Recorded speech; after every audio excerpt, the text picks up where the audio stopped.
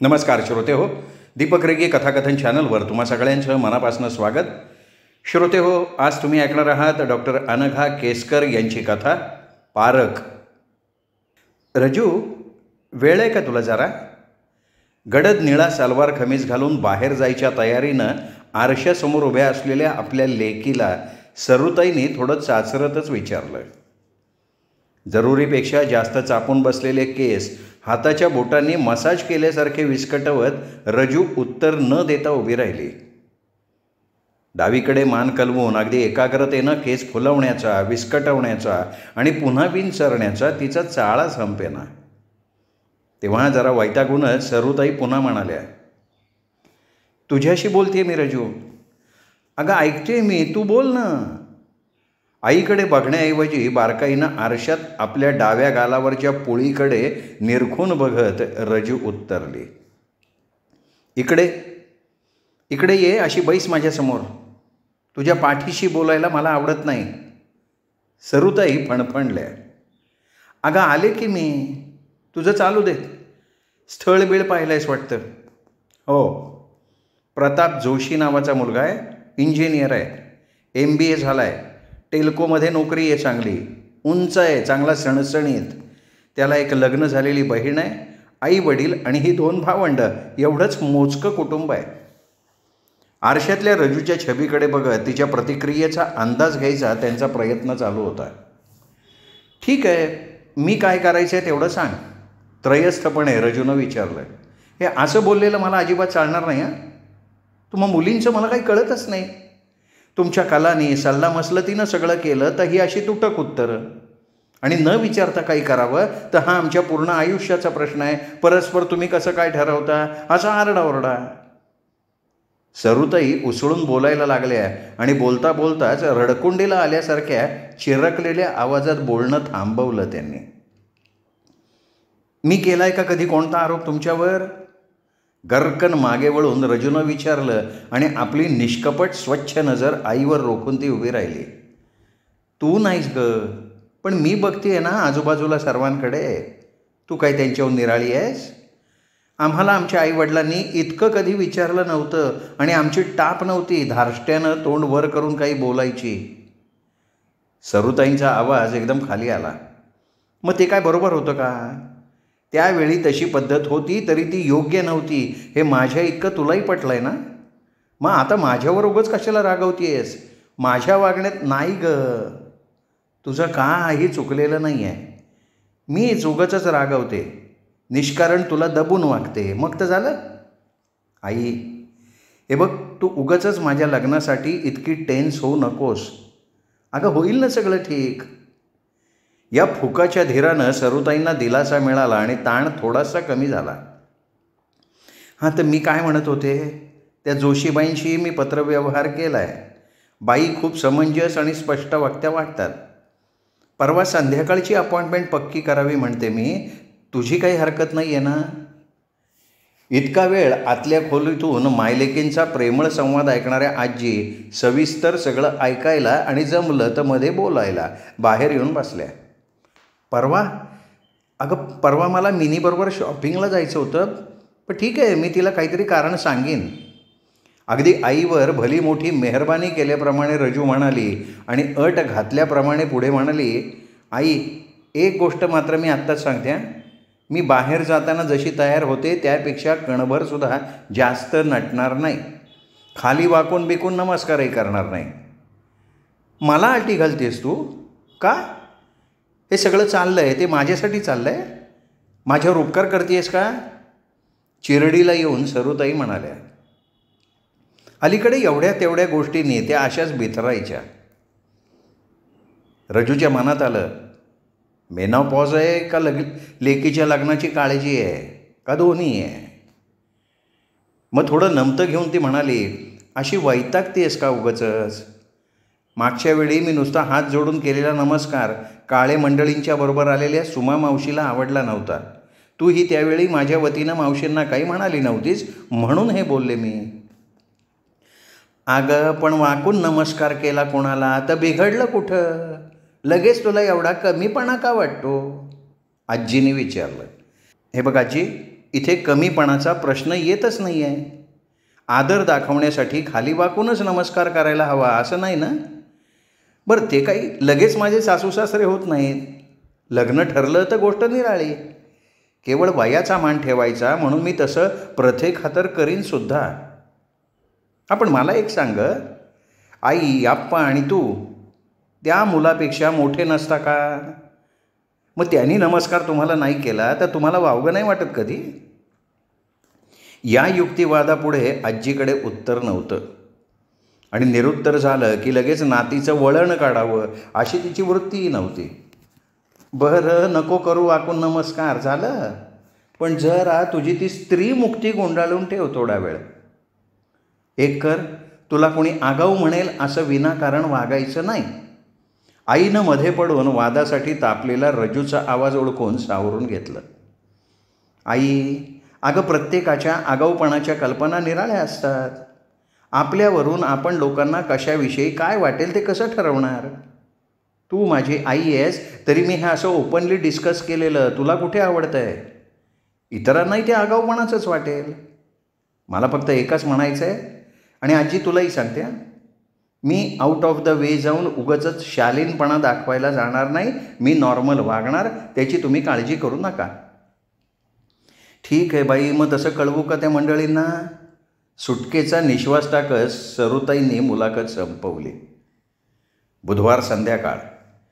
चहा आणि पोहे या व्यतिरिक्त काही करायचं नाही हे ठरलेलं होतं, पण तरी एखाद्या नवशिक्या मुलीप्रमाणे सरुताई गडबडल्या होत्या. सासूबाईंना काही बाई विचारत होत्या, उगाचच बेचैनपणे आतबाहेर करत होत्या. आप्पांनी एकदा रजूच्या कपड्यांच्या निवडीकडे बघितलं आणि मान डोलावली. फिकट गुलाबी खमीस तिला खुलून दिसत होता. कपाळावरच्या छोट्याशा टिकलीनं तिच्या चेहऱ्यावर नेहमीपेक्षा जरा जास्तच गोडवा आला होता. डाव्या हातातल्या घड्याळाचा काळा पट्टा गोऱ्या मनगटावर शोभून दिसत होता. उजव्या हातात कोणतंसं पुस्तक घेऊन ती निवांत वाचत बसली होती. हातातल्या सोन्याच्या बांगडीवरचे तास चमकत होते. आपल्या या सुंदर हुशार मुलीकडे बघताना त्यांचा ऊर अभिमानानं भरून आला. आपल्या आईकडे बघून त्यांनी संमतीदर्शक दृष्टिक्षेप टाकला. त्याही हसल्या. खुशीतच स्वतःशी हसत आप्पा बैठकीच्या खोलीत येऊन बसले. ठरल्या वेळी जोशी मंडळी रिक्षातनं हजर झाली. त्यांचं स्वागत करायला आप्पा आणि सरुताई दाराशी आले. जोशींनी आल्या आल्या आप्पांशी हस्तांदोलन केलं. सौ जोशींनी सरुताईंकडे बघून सस्मित हात जोडले. मुलानं मान लवून कमरेत किंचित झुकून नमस्कार केला. हसतमुख सौभाग्यवती जोशी, सौम्यचर्येचे श्री जोशी आणि किंचित गोंधळलेला त्यांचा उंचापुरा सावळा मुलगा. तिघांविषयी प्रथमदर्शनी अनुकूल मत होणं साहजिक होतं. आप्पांनी आपल्या आईला आणि रजूला हाक मारली. आजीची ओळख करून देताना श्री आणि सौ जोशी आणि त्यांचा मुलगा तिघांनीसुद्धा आजींना वाकून नमस्कार केला. आजी गोंधळल्या. अहो, नमस्कार कशाला? असं म्हटलं तरी औक्षवंत व्हा हा आशीर्वाद द्यायला त्या विसरल्या नाहीत. पाठोपाठ पडदा सारून रजू आली. अहो, हे तर साधे मॅनर्स आहेत. हे जोशींचे उद्गार तिच्या कानावर पडले आणि काय झालं असेल याचा तिला अंदाज आला. ही माझी कन्या रजनी, आप्पांनी ओळख करून दिली. सरुताई काळजीयुक्त उत्सुकतेनं तिच्याकडे बघायला लागल्या. चटकन वाकून तिने श्री आणि सौ जोशींना अवघडल्यासारखा नवख्यासारखा नमस्कार केला. त्यांच्या मुलाकडे बघून हात जोडले आणि किंचित स्मित केलं. क्षणभर तिच्या सुंदर दातांवर प्रकाशकिरण चमकून गेले. आजींनी आणि सरुताईंनी हळूच एकमेकींकडे बघितलं. जवळजवळ अर्धा पाऊण तास नाटक, सिनेमा, पुस्तकं, राजकारण, TV सिरियल, थोडंफार समाजकारण यावर गप्पा झाल्या. रजूची मतं आजमावण्याचा तो जोशी लोकांचा सहज प्रयत्न सगळ्यांना खूप आवडला. रजूनं आर्किटेक्टचा कोर्स का निवडला आणि सध्या ती जे काम करते ते तिला आवडतंय का हा विषय निघाल्यावर तर रजू खूप मनमोकळेपणानं बोलायला लागली. सरुताईंच्या मदतीला ट्रे, पाण्याची भांडी आणायला रजू आत गेली तेव्हा आप्पांनीही त्याच्या कामासंबंधी जुजबी प्रश्न विचारून त्याला बोलतं केलं. खाणंपिणंसुद्धा चांगलं गप्पा गोष्टीत पार पडलं आणि जोशी लोक जायला निघाले. जाताना घसा खाकरून जोशी म्हणाले, आमच्या मुलाला मुलीशी थोडं बोलायला आवडेल, म्हणजे काय आहे, दोघांचे विचार जुळतायत का नाही हे समजायला हवं ना. रजूकडे बघत आप्पांनी संमती दिली. त्यांनाच दोघांना ठरवू दे पुन्हा कुठे कसं भेटायचं. खरं म्हणजे घाईघाईने एकदा बघून आयुष्यातला एवढा मोठा निर्णय कसा घ्यायचा असं रजूलाही वाटतंच आहे.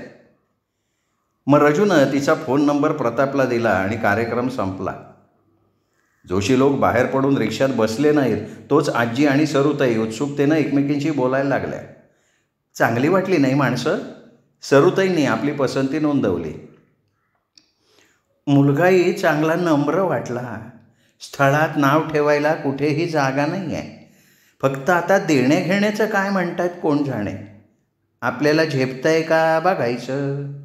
आजींनी काळजी व्यक्त केली. झालं. इतका वेळ हलकं फुलकं असलेलं वातावरण एकदम जरा गंभीर व्हायला लागलं. आजी, तुला माहिती आहे, हुंडा घेणाऱ्या मुलाशी मला कर्तव्य नाही. दर महिन्याला चांगला पगार आणणारी बायको मिळत असताना सासरेच्या पैशावर डोळा ठेवणारा नवरा मला नकोच आहे. रजूनं नेहमीच्या ठामपणे सांगितलं. अगं, त्यांनी अगदी पैशासाठी अडवलंच असल्याप्रमाणे काय बोलतीयस तू? गयावया केल्यासारख्या सरुताई म्हणाल्या. त्यांच्या मदतीला सरसावल्यासारखे. मग आप्पा म्हणाले, उगाच नाही त्या गोष्टी तुम्ही का बोलताय? रजू, मुलगा पसंत आहे का नाही ते तू सांगायचंयस. पैशाचं देण्या घेण्याचं आम्ही बघून घेऊ.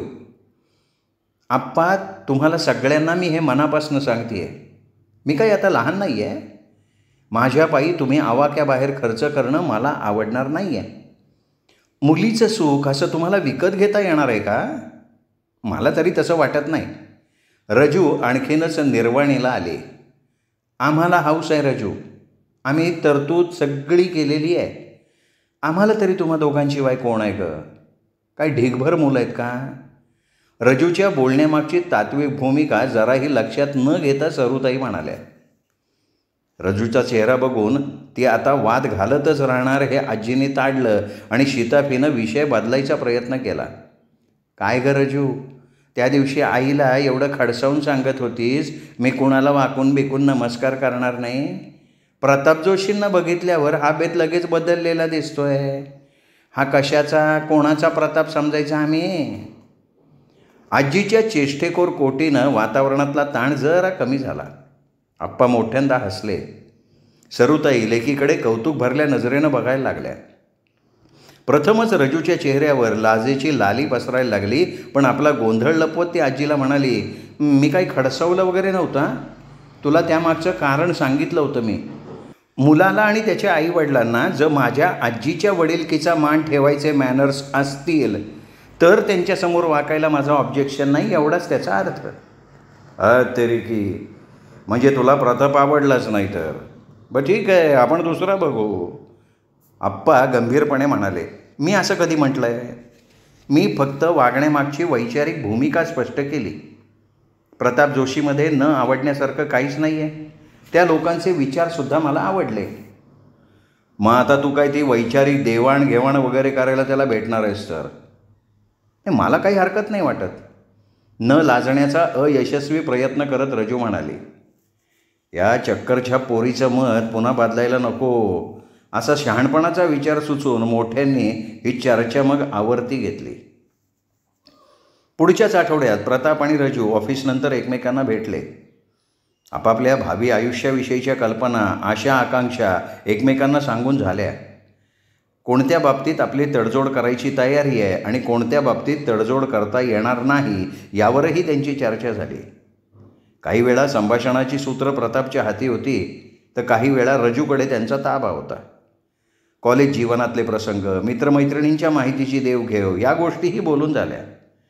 शेवटी प्रतापनं वेगळाच विषय काढला. तुम्हाला माहिती असेल की मी सध्या एके ठिकाणी पेइंग गेस्ट म्हणून राहतो आहे. ओनरशिपच्या फ्लॅटसाठी बुकिंगसुद्धा केलं आहे. लवकरच जागा ताब्यात येईल. त्यापूर्वी शेवटचा हप्ता द्यायला हवा. रजू एकदम सावध झाली. आत्तापर्यंत तरी न आवडण्यासारखं, खटकण्यासारखं जोशी लोकांच्या वागण्यात काहीही नव्हतं. त्यामुळे तिच्या नकळत ती मोकळी होत चालली होती. मनानं प्रतापकडे संभाव्य जोडीदार म्हणून पाहायला लागली होती.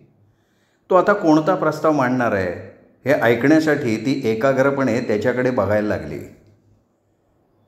आई अप्पांनी तिच्या लग्नासाठी वेगळे पैसे ठेवले होते, रीतसर 2 दागिने करून ठेवले होते. पण फ्लॅटसाठी वगैरे कोणी पैशाची मागणी केली तर स्थळ कितीही चांगलं असलं तरी रजू त्याचा नाद सोडणार होती. त्यामुळे निर्णायक क्षण जवळ येतोय असं तिला तीव्रतेनं जाणवलं. प्रताप आणि त्याच्या आईबाबांसारखे लोक अशी मुलीकडनं पैशाची मागणी करतील अशी तिला अपेक्षा नव्हती. तारुण्य सुलभ उतावळेपणानं ती एकदम म्हणाली, याबाबतीत माझी मतं पक्की आहेत. आई अप्पांनी मला मुलाप्रमाणे शिकवलं आहे. आज मीही बऱ्यापैकी पैसे मिळवते आहे. आईवडिलांच्या पैशाने आपली सुखं विकत घेणं मला आवडणार नाही. मी तसं म्हटलं आहे का? प्रथम मला माझं बोलणं पुरतं करू दे.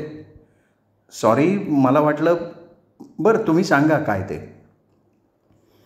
तुम्हाला कल्पना आहेच की फ्लॅटसाठी लागणारे पैसे एवढ्या लहान वयात उभे करणं मला शक्य नव्हतं. बाबांनी थोडे पैसे दिलेत, थोडं मी लोन काढलं आहे. तर माझं प्रपोजल असं आहे की विवाह समारंभावर फारसा खर्च न करता तेच पैसे जर फ्लॅटसाठी उपलब्ध झाले तर सोयीचं होईल. म्हणजे आपण एकमेकांना पसंत केलं तर रजिस्टर्ड मॅरेज करायचं आणि लग्न सोहळ्यावर होणारा खर्च तुम्हाला कॅश हवा आहे असा याचा अर्थ आहे का? स्थिर नजरेनं प्रतापकडे बघत रजूनं विचारलं. माझ्या दृष्टीनं विचारलंस तर माझी पसंती आहे. प्रश्न तुझ्या बाजूचा आहे, फ्रँकली सांगायला काहीही हरकत नाही. नाही, त्यापूर्वी तुम्ही हे जे काही पैशाविषयी म्हणताय ना ते मला नीट समजायला हवं आहे. तसे इतर सगळ्या बाबतीत आपले विचार मिळते जुळते आहेत, पण हुंडा वरदक्षिणा याच्या नावाखाली जर पैशाची मागणी केली गेली तर मला त्याची कल्पना आहे. ते बरोबरही आहे. हुंडा किंवा तत्सम गोष्टींना माझाही तत्वतः विरोधच आहे. म्हणूनच हा असा प्रस्ताव मी मांडतो आहे. एकरकमी एवढे पैसे भरणं मला अवघड वाटतं आहे. आणि समजा तुमचं लग्न तेवढ्या अवधीत ठरलंच नाही तर, किंवा तोवर झालंच नाही तर, का तेवढ्यासाठी लग्नाची घाई करताय तुम्ही? नाही, तसं मुळीच नाही. आज उद्या लग्न ठरणार आणि होणार हे नक्की आहे. लग्नासाठी दोन्हीकडच्या लोकांना थोडाफार खर्च करावा लागतोच. आम्ही काटकसर करू, मुलीकडचेही करतील असा आपला माझा विचार. म्हणजे मग मानपान, जेवणावळी, दागदागिने यापैकी काहीही न करता साधा सुटसुटीत समारंभ केला तर चालेल? तेच म्हणतोय ना मी. रागवू नका, पण एक स्पष्ट सांगते, मुलाला मोठं करायला आणि शिकवायला जी तोशिष आईवडील घेतात तेवढीच मुलीच्या पालकांनीही घेतलेली असते. एवढे महागडे कोर्सेस, पुस्तकं काय लागत नाही. मी स्वतः कमवते आहे, पण लग्नानंतर माझ्या कमाईवर आईवडिलांचा हक्क राहणार नाही. तसं तर हल्ली मुलगाही आईवडिलांपासून स्वतंत्रच राहतो नोकरी धंद्यानिमित्त. त्यामुळे त्याच्या कमाईवर तरी पूर्वीप्रमाणे वडिलांचा काय हक्क राहतो. हां, तेही खरंच आहे. मात्र मी असं अगदी ठरवले की आत्तापर्यंत मिळवलेले पैसे मात्र मी सासरी नेणार नाही. हेही ठीक आहे. मीही माझ्या बाबांचे घेतलेले पैसे उसने घेतलेत असंच समजतो.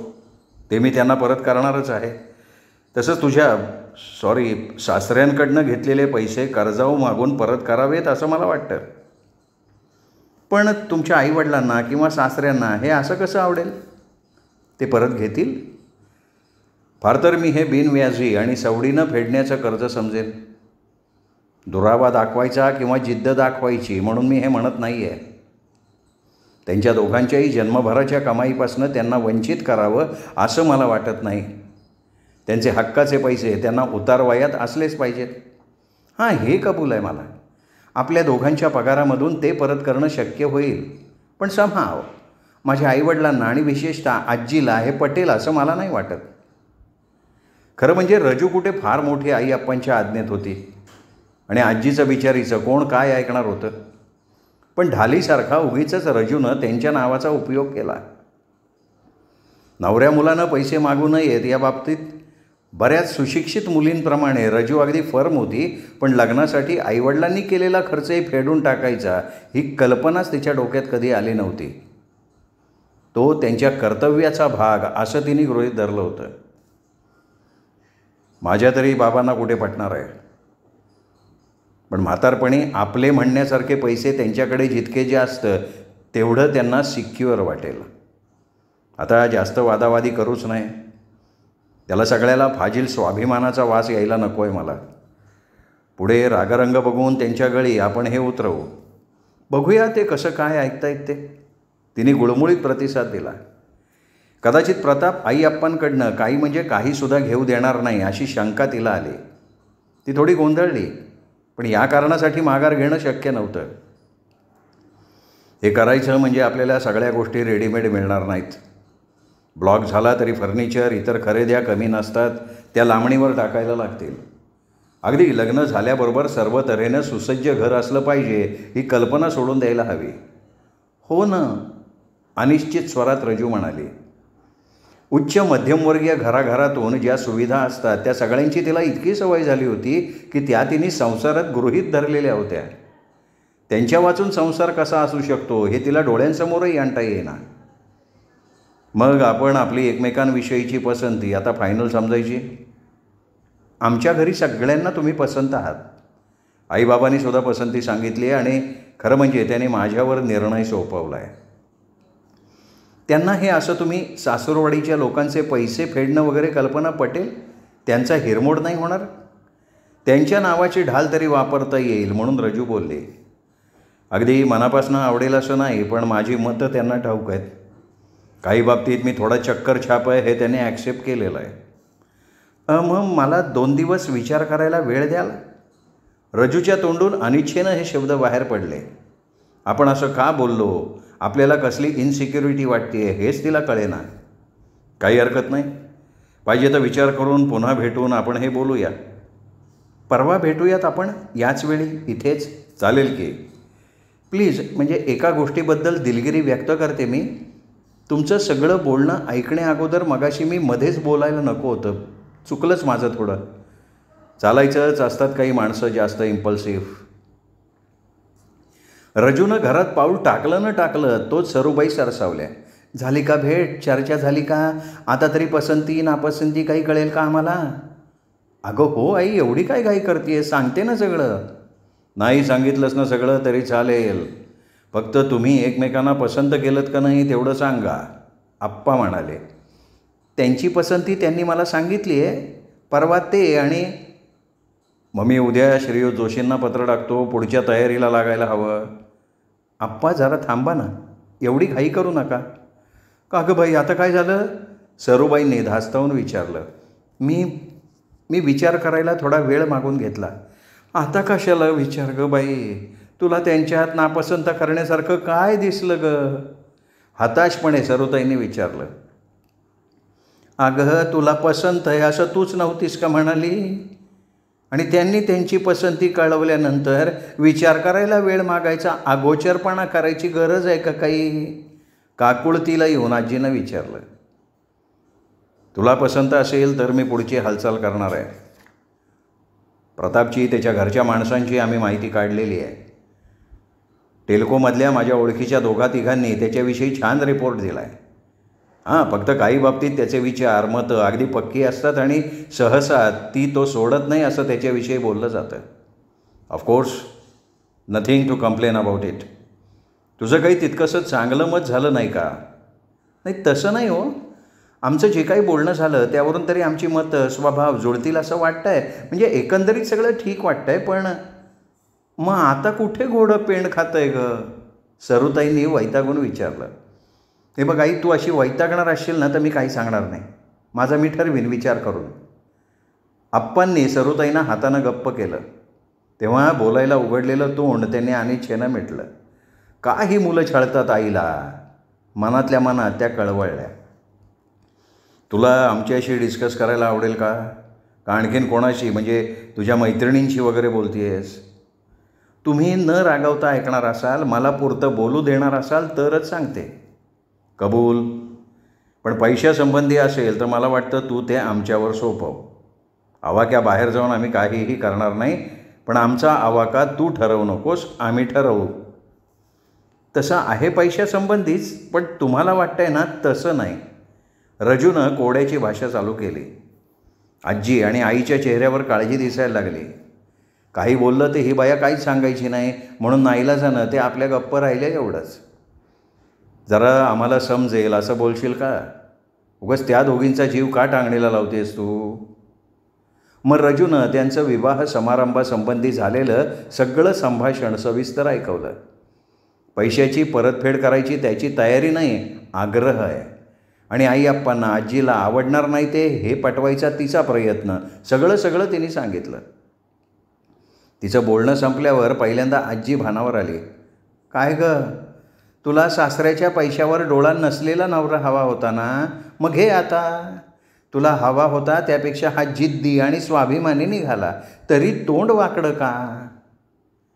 जिद्द म्हणून ही कर्जाची आणि परतफेडीची भाषा प्रतापनं वापरली नव्हती हे पटवण्यासाठी मग रजूनं अक्षरशः दाताच्या कण्या करायला सुरुवात केली.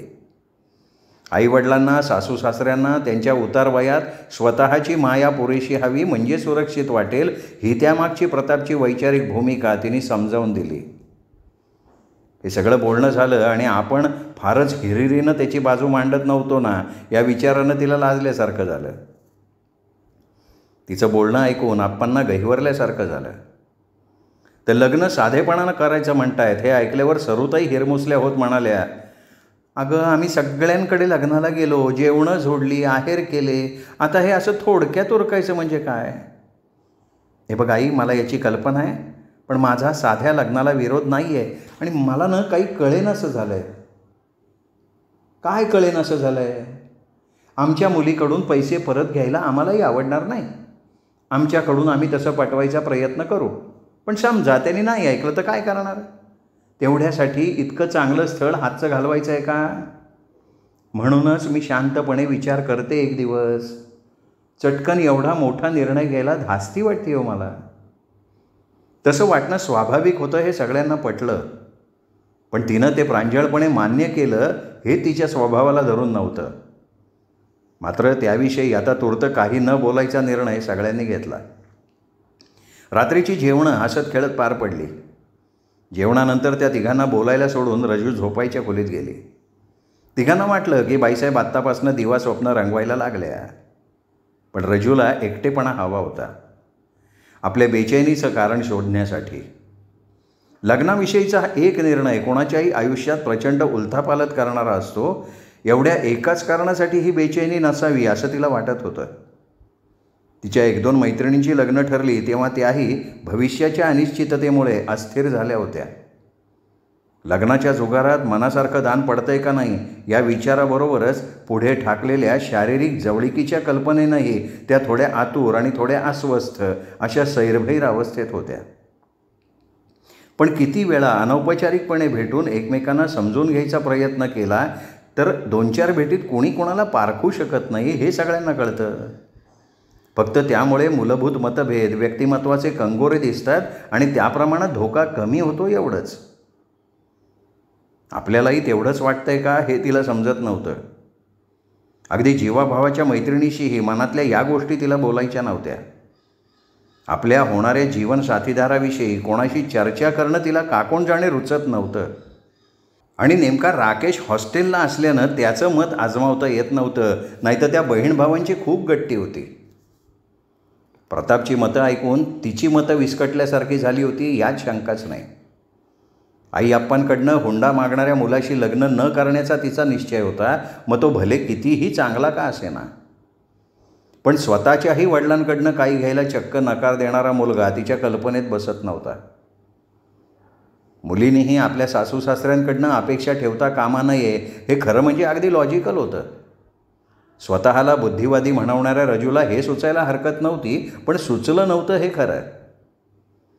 आपल्या आईवडिलांकडूनही आपण खूप अपेक्षा ठेवता कामा नयेत हेही तिच्या कधी मनात आलं नव्हतं. ज्या कारणासाठी हुंड्याला मुलींचा विरोध असतो त्याच युक्तिवादातून आपसूक निघणारी ही कॉरलरी होती. पण ती पचवायला रजूसारख्या मुलीलाही जड वाटत होती. नवरा मुलगा आईवडिलांच्या मागे धडून त्यांना कसं दुखवावं म्हणत हुंडा घेतो, त्याच्यात आणि वडिलांकडनं थाटात लग्न करून घेणाऱ्या, संसारोपयोगी शेकडो वस्तू घेणाऱ्या मुलींमध्ये मूलतः तसाच काही फरक नसतो. तर सासरच्या लोकांना रीतसर वाटावं असं सगळं करून घेण्यात आम्ही मुलीही आपला स्वार्थ साधत नसतो का? तरी आपल्या वागण्यातली विसंगती आम्हाला दिसत नाही. आई-आप्पांच्या गळी हे विचार कसे उतरवायचे असं म्हणताना मीही त्यांच्या ढाली आड दडून आपली होणारी कुचंबणाच नाकारायचा प्रयत्न करत नव्हते का? कर्जफेड करायची म्हटलं की कित्येक गोष्टी घेण्याचा विचार लांबणीवर टाकायला लागेल. लग्नानंतरची पहिली काही वर्ष खरं म्हणजे हिंडण्या फिरण्यात मजा करण्यात घालवता येतात तेही जमायचं नाही. फर्निचर, मोठाल्या वस्तू यांचाही विचार डोक्यातनं काढावा लागेल आणि मला वाटतं खरी अडचण त्याचीच आहे. प्रतापमध्ये न आवडण्यासारखं काहीच नाही. त्याचे विचार मोकळे आहेत. माझी मतं ऐकताना तो अगदी ओपन माइंडेड होता. मला असाच जोडीदार हवा होता ना? का तो माझा आदर्शवाद होता आणि वेळ आल्यावर तो पेलत नाही आहे? हुंड्यामुळे आमची अस्मिता दुखावते, पण मुलाच्या वडिलांनी फ्लॅट दिला तर तो हवा असतो. आपल्या आईवडिलांनी लग्नावर हजारो रुपये हाऊस या नावावर खर्च केले तर आवडतं का? कारण ते आम्हाला सोयीचं असतं म्हणून. मुलगा वेल एस्टॅब्लिश्ड हवा का बुवा? तो होतकरू का नको? कारण हा एवढा आदर्शवाद आमच्या सुखसोयींशी येऊन भिडतो म्हणून. मुलगा जर जम बसलेला असेल तर तो एकतर वयस्क नाहीतर वडिलांच्या पाठबळावरच स्थिरस्थावर झालेला असणार. असं असून आम्हाला स्वतंत्र संसार हवा, व्यक्तिस्वातंत्र्य हवं आणि स्वतंत्र व्यक्तिमत्व घडवल्याचा अभिमानही आम्ही बाळगणार. काडी काडी जमवून घर बांधायची आमची तयारी नसते तर आम्ही जोडीदाराकडून निरपेक्षतेची अपेक्षा कशी करतो? स्वतःच्या वागण्यातली विसंगती आजवर कधी जाणवलीच नव्हती. आणि गंमत अशी की असं असूनसुद्धा तार्किकदृष्ट्या जे योग्य वाटत होतं ते स्वीकारायचं धाडस तिला होत नव्हतं. आपल्या विचारांचं विश्लेषण करायला तिने सुरुवात केली. म्हणजे आपल्यापुढे दोन समस्या आहेत. एक, प्रतापचा ध्येयवाद आपल्याला पुढे पेलवेल का? आणि दुसरी, काही भौतिक सुख लांबणीवर टाकायची वेळ आली तर त्याला आपली तयारी आहे का? याच्या बदल्यात आपल्याला काय मिळणार? एक, प्रतापसारखा ध्येयवादी ज्याच्याविषयी मैत्रीबरोबर एक प्रकारचा आदर वाटेल असा उत्तम जोडीदार, आणि दुसरं, आपल्या आईवडिलांची आणि सासू सासऱ्यांची वृद्धापकाळाची भक्कम आर्थिक सोय. शिवाय आत्मविश्वास आणि व्यक्तिमत्वातला कणखरपणा वाढेल ते निराळं. अतिशय पद्धतशीरपणे आपल्या विचारांची, विकारांची झालेली सरमिसळ निवडून बाजूला करत तिने हे निष्कर्ष काढले. आता तिचं गोंधळलेपण संपलं. प्रतापला हो म्हणण्याचा निर्णय तिच्या बुद्धीनं घेऊन टाकला. दिवा मालवून तिने उशीवर मान टाकली तेव्हा प्रतापचा गंभीर वाटणारा चेहरा तिच्या नजरेसमोर आला. मनाचा ठाव घेणारे त्याचे डोळे, त्यातला ओलावा आठवला. मृदू शब्दात बोलायची धाटणी एकदम आठवली. उगीचच अंग शहारून आलं. मनातल्या मनातच ती त्याच्या नजरेत नजर मिसळून हसली. त्या हसण्यानंही तिचं अंतरंग पुन्हा मोहरून आलं आणि प्रथमच तिच्या लक्षात आलं की एवढा विचार करून, कीस काढून काही निर्णय घ्यायचं कारणच नव्हतं. प्रतापसारख्याचं व्यक्तिमत्व इतकं जवळून पाहिल्यावर, त्याच्या मनाची, विचारांची झेप अनुभवल्यावर दुसरं कोणी तिला आवडणं शक्य होतं का? तिने स्वतःलाच विचारलं. नक्कीच नाही. मनाच्या खोल गाभाऱ्यातून तत्काळ उत्तर आलं आणि तिला वाटलं आपण बुद्धीऐवजी मनाला आधी कन्सल्ट करायला हवं होतं. अगदी हेच उत्तर मिळालं असतं. श्रोते हो, तुम्ही ऐकत होता डॉक्टर अनघा केसकर यांची कथा पारख. कथा कशी वाटली हे कमेंट करून जरूर कळवा. कथा नक्कीच आवडलेली असणार आहे, त्यामुळे हा व्हिडिओ लाईक करा आणि आपल्या कथाप्रेमी मित्रमैत्रिणींच्यात, नातेवाईकांची ही कथा शेअर करा. पुन्हा भेटूयात दीपक रेगे कथाकथन चॅनलवर. तोपर्यंत नमस्कार मित्रो.